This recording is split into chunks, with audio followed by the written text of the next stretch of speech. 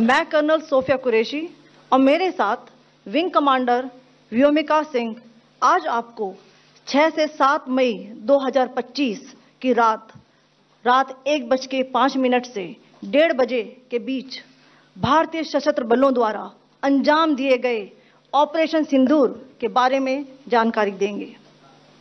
Operation सिंदूर 22 अप्रैल को पहलगाम में हुए विभत्स आतंकवादी हमले के शिकार मासूम नागरिकों व उनके परिवारों को न्याय देने के लिए लॉन्च किया गया था।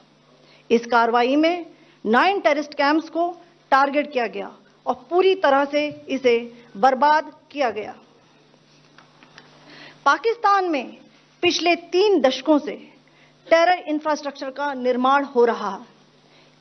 इसमें recruitment, indoctrination centres, training areas व लॉन्च पैड शामिल थे, जो पाकिस्तान और पाक अधिकृत जम्मू कश्मीर POJK दोनों में फैले हैं।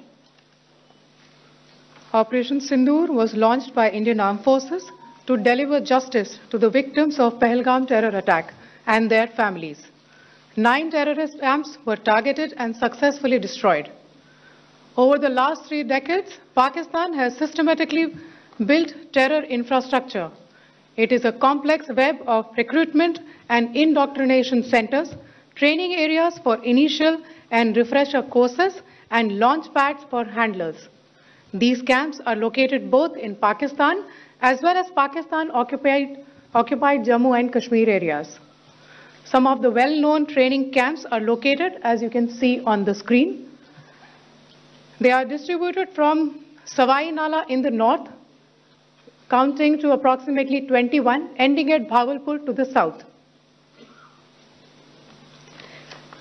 इन लक्ष्यों का चयन विश्वसनीय इंटेलिजेंस सूचनाओं के आधार पर हुआ ताकि आतंक गतिविधियों की रीढ़ तोड़ी जा सके, और यह खास ध्यान दिया गया कि निर्दोष नागरिकों और सिविलियन इंस्टॉलेशन को नुकसान न पहुंचे। The selection of these targets for Operation Sindoor was based on credible intelligence inputs and role of these facilities in perpetrating the terror activities. The locations were so selected to avoid damage to civilian infrastructures and loss of any civilian lives. This was done with due diligence, and the camps selected for targeting and their engagement will now be shown to you one by one. POJK के target मैं आपको बताना चाहूंगी। सबसे पहले सवाई नाला camp Muzaffarabad, जो कि POJK के लाइन ऑफ कंट्रोल से 30 किलोमीटर दूर है। यह एक लश्कर-ए-तौयबा का ट्रेनिंग सेंटर था। 20 अक्टूबर 2024 सोनमर्ग, 24 अक्टूबर 24 गुलमर्ग, 22 अप्रैल 2025 पहलगाम, इन हमलों के आतंकियों ने यहीं से प्रशिक्षण लिया था। सैयदना बिलाल कैंप मुजफ्फराबाद, यह एक जैश-ए मोहम्मद का स्टेजिंग एरिया है। यह हथियार, विस्फोटक और जंगल सर्वाइवल ट्रेनिंग का केंद्र भी था। गुलपुर कैंप कोटली, यह LOC से 30 किलोमीटर दूर था। लश्कर-ए-तौयबा का बेस था, जो रजौरी, पुंछ में सक्रिय था। 20 अप्रैल 2023 को पुंछ में और 9 जून 2024 को तीर्थ यात्रियों के बस हमले में यहीं से आतंकी को ट्रेन किया गया था।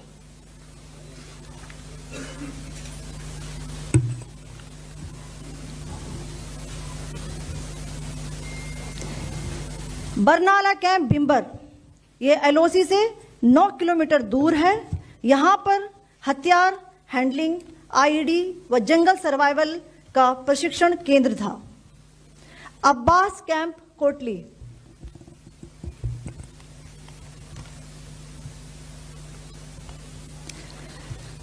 यह LOC से 13 किलोमीटर दूर है।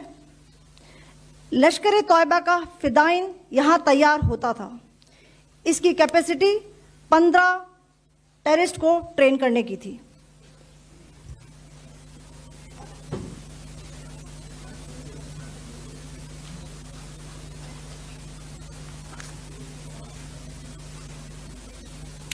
अब मैं पाकिस्तान के अंदर के टारगेट से अवगत कराना चाहूंगी। पहला, सर्जिकल कैंप सियालकोट। यह अंतर्राष्ट्रीय सीमा से 6 किलोमीटर की दूरी पर है, सांबा कठुआ के सामने।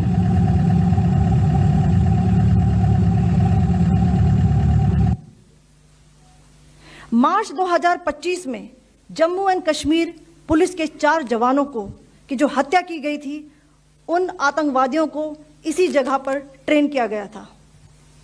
दूसरा, महमूना जाया कैंप सियालकोट। यह 18 से 12 किलोमीटर आईबी से दूर था। हिजबुल मुजाहिदीन का बहुत बड़ा कैंप था। यह कठुआ जम्मू क्षेत्र में आतंक फैलाने का नियंत्रण केंद्र था। पठानकोट एयरफोर्स बेस पर किया गया हमला भी इसी कैंप से प्लान और डायरेक्ट किया गया था। मरकज ताइबा मुरीद के, यह आईबी से 18 से 25 किलोमीटर दूरी पर है। 2008 के मुंबई हमले के आतंकी भी यहीं से प्रशिक्षित हुए थे। अजमल कसब व डेविड हेडली भी यहां ट्रेन हुए थे।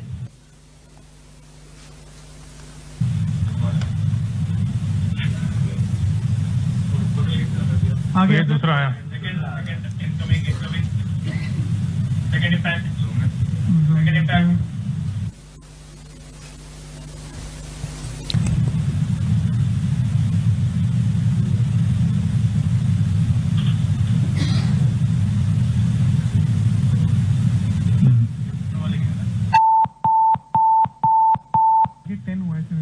टारगेट 10 हुआ, एंक्लोजर सेम ही है। 7 it is hit the target. हाँ हाँ।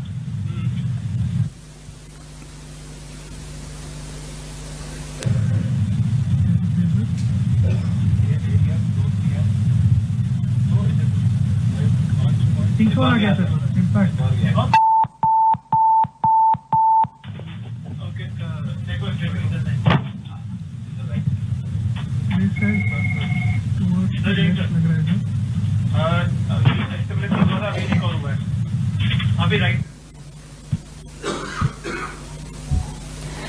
मरकज सुभान अल्लाह भावलपुर, यह इंटरनेशनल बाउंड्री से 100 किलोमीटर दूर है।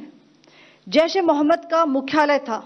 यहां पर रिक्रूटमेंट, ट्रेनिंग व इंडॉक्ट्रिनेशन का केंद्र भी था। शीर्ष आतंकी अक्सर यहां आते थे।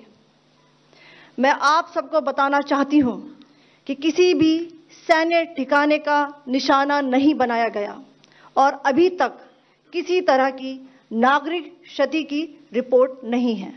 धन्यवाद। जय Hind. The strike on the terror camps were undertaken through precision capability, as shown to you. A niche technology weapons with careful selection of warheads was ensured so that there will be no collateral damage. The point of impact in each of the target was a specific building or a group of buildings. All the targets were neutralized with clinical efficiency, and the results reiterate the professionalism of the Indian Armed Forces in the planning and execution of their operations. No military establishments were targeted. India has demonstrated considerable restraint in its response. However, it must be said that the Indian Armed Forces are fully prepared to respond to Pakistani misadventures, if any, that will escalate this situation. Jai Hind, and thank you very much.